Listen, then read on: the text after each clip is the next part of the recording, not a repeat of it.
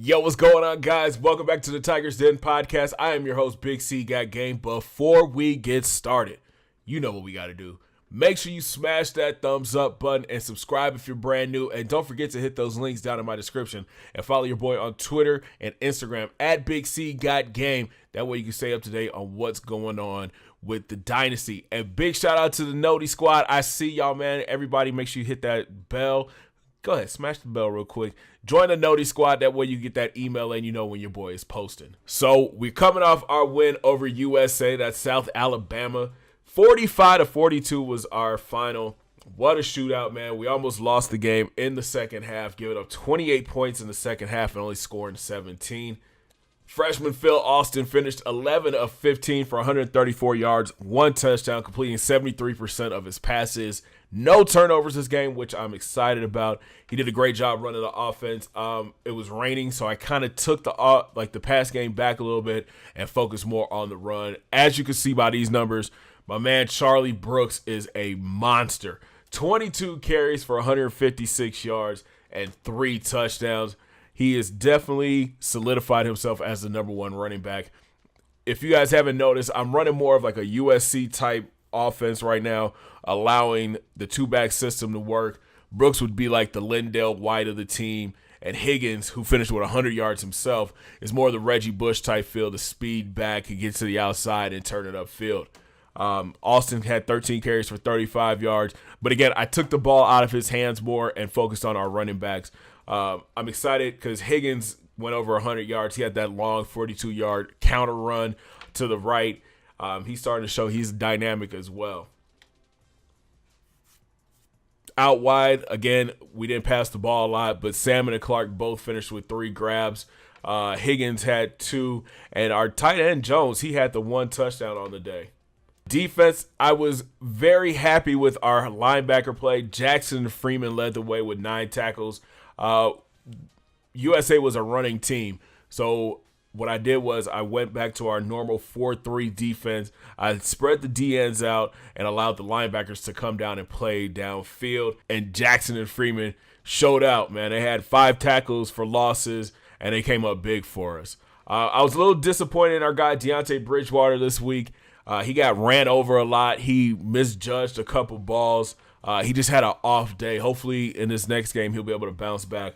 But shout out to John Nichols. He balled out. He had 6 tackles on defense, but it's on the kick return where he shined. 6 returns for 210 yards and a touchdown. We said this kid was going to be dynamic once he got here, and he's starting to show why. As you can see, we got more first downs, but we got outgained on total offense. We almost gave up 500 yards in total offense. USA passed for almost 350 yards. On third down, we finished 2 of 6, while USA went 8 of 11 on third down. Our defense has to step up and has to get off the field.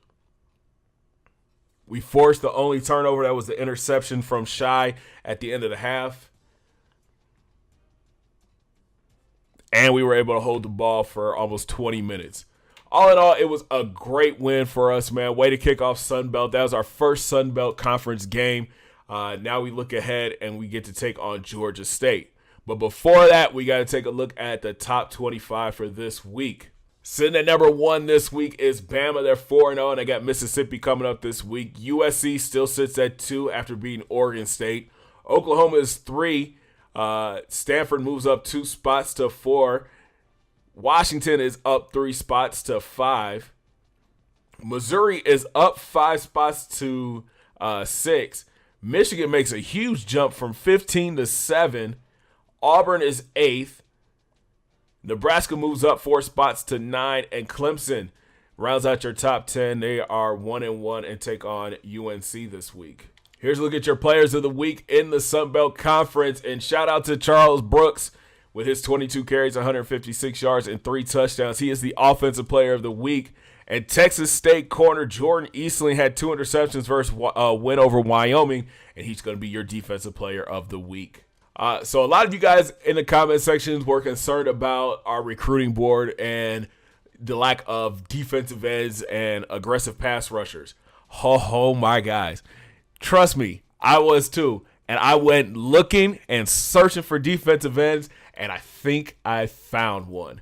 Meet Marvin Goff. He is a 6'5", 252-pound DN from New Jersey, and he is showing a little interest in Grambling right now. He's a number 11 DN, and guys, look at his stats right here. He is a gem, coming in with 75 speed, 85 acceleration. He's got a great power move, great block shedding. He can tackle. He's got great hit power. His pursuit is amazing, and he's got great play rec. If we are able to land him, starter. Off top, day one. To the top of the board we go. Mark Griffin has Grambling State as his number one team over Michigan. Same for wideout Clint McCoy. The Louisiana native is got Grambling and North Texas as his two top teams. We sent our scouts back out again, and this time we found a corner. Marcus Atkins, 4-star cornerback from Minnesota. He's 5'11", 174. We're looking for more depth in the cornerback position, and this kid can cover. Check out his stats, guys. 92 speed, 88 agility, 95 acceleration. He's got an 82 play rec, 81 man coverage, and 83 zone coverage with a 74 press. This kid would be a great corner addition to the secondary. We're going to have to do some work, though. We're trailing LSU, Oregon, and a couple other teams for his talent. We're adding more depth to the corner position here. Ron Bennett, he's 6 foot 164 from Perry Heights, Ohio. And as you can see, we are trailing LSU, Florida, Arkansas, Missouri for him. And it's another solid guy here, guys. Check out his stats, guys. 90 speed, 85 agility, 93 acceleration. He's got a 79 play rec. Man coverage, zone coverage, and press are all good. If we were able to land either one of these two corners right now, our secondary would be great. Tyrell Williams, we talked about him before. He's got Grambling as his lead team right now. He's the number 8 corner right now. He's got a 4-star. And again, all three of these corners are great. Look at the speed, 94 speed, 92 agility, great zone coverage again. Press is great. Man coverage is okay. We can work on that. But they'll be able to come in and contribute day one. Same could be said for Kyle Green, 87 speed, decent man. Decent zone. He can be a nice dime corner in our package. We need offensive line help as well, and meet Otis Allen. He's 6'3", 301 from Louisiana. 3-star prospect, has Grambling as his number one team, and he's a great run blocker. Look at the stats, guys. 75 pass block, 80 run block, 74 impact. We need a lot of help on our offensive line. We're giving up a lot of pressure. We've been getting sacked a lot, so he would be a great addition. I don't know if he would start day one because we have a young core right there in the middle between our left guard, center, and right guard, but he would come in and really push for a starting position. We're going to be losing a couple tight ends this year, so we went out and found the number 1 tight end in the country, Rob Bradford. He's 6'8", 247 from D.C. Right now he's got Ohio State as his favorite team. A lot of big teams ahead of us, Bama, Michigan, Notre Dame. But he's showing interest in Grambling. If he came in, he would start day one. This kid is good. He's solid. He comes in as an 81 overall. Decent speed. Agility's not that great, but look at the catching. 80 catching, 78 spec catch, 87 catch in traffic, 82 route running, and he can block, break tackles, truck. He's even got a small juke move. Like I said, if he decides to come to Grambling, he would start day one. But we have a long way to go. Here's his short list of teams right here. As you can see, we are trailing a lot of big-name schools, but he is showing interest, so we just have to keep pressure. And since we're running more of a multiple defense right now, we need a big run stopper in the middle. That's where Steven Stewart will come in. He's 6'2", 285 from Gray, Louisiana.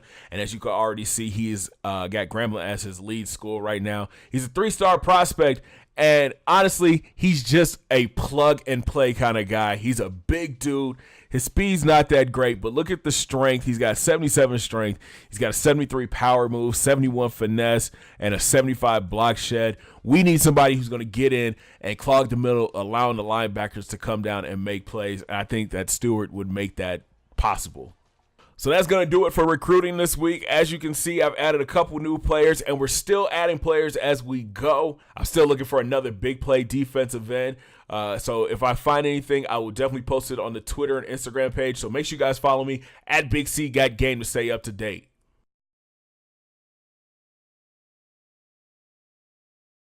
Right now, GSU is coming off a win over Louisiana Tech, win over FCS Midwest, but they lost their first game to Air Force. So they're sitting at 2-1 right now, and they're led by quarterback number one, Tommy Gross. The 6'4", 228-pound junior has thrown for 446 yards, 4 touchdowns, and 3 interceptions, completing 43% of his passes. In the backfield, he's handed off to his star running back, Taz Bateman.